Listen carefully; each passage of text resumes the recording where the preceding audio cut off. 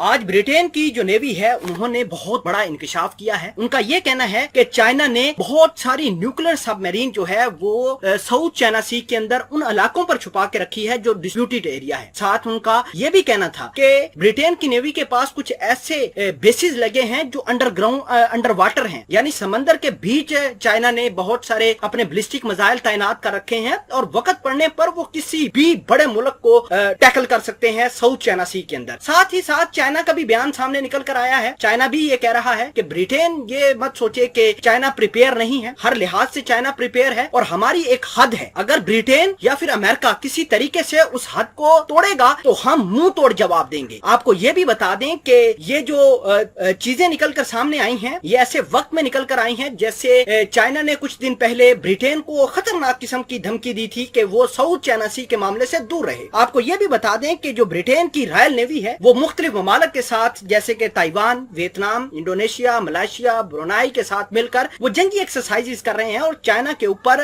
दबाव बढ़ा रहे हैं। और साथ ही जापान के साथ उनके राब्ते हैं और पार्सले जो आइलैंड है उनके ऊपर वो मुख्तलिफ तरीकों से कब्जा करने की कोशिश कर रहे हैं। ब्रिटेन के जो रॉयल नेवी है वहां पर आकर मिलिट्री ड्रिल कर रही है और पार्सले आइलैंड को बेसिकली चाइना भी क्लेम करता है। तो आज की इस वीडियो में हम डिटेल के साथ बातचीत करते हैं कि किस तरह ब्रिटिश रॉयल नेवी ने बड़ी ही एक स्टेटमेंट जारी की है और चाइना ने उसको काउंटर भी किया है। मामलात क्या हैं, तमाम तर चीजें आसान अल्फाज में आप तक पहुंचाते हैं। छोटी सी गुजारिश है कि आप हमारा यूट्यूब चैनल हसनाट टीवी को सब्सक्राइब कर लें, घंटी के निशान को दबा लें ताकि लेटेस्ट न्यूज आप तक बर वक्त पहुंचती रहे। दोस्तों देखिए कि ब्रिटेन और चाइना आमने सामने निकल कर आए। ब्रिटेन ने पहले ये कहा था कि हम चाइना के खिलाफ काम करेंगे और उन ममालिक को साथ लेकर जाएंगे जो चाइना के खिलाफ हैं। देखिए कि अमेरिका ने BW3 प्रोजेक्ट लाया है, वो भी BRI प्रोजेक्ट को काउंटर करने के लिए, यानी बिल्ड बैक बेटर। ये एक प्रोजेक्ट है अमेरिका का और $40 ट्रिलियन जो है इन्वेस्ट करेगा अमेरिका। और जो भी ममालिक चाइना की तरफ टिल्ट हो रहे हैं उन ममालिक में ठीक चाइना की तरज अमल पर अमेरिका इन्वेस्टमेंट करेगा ताकि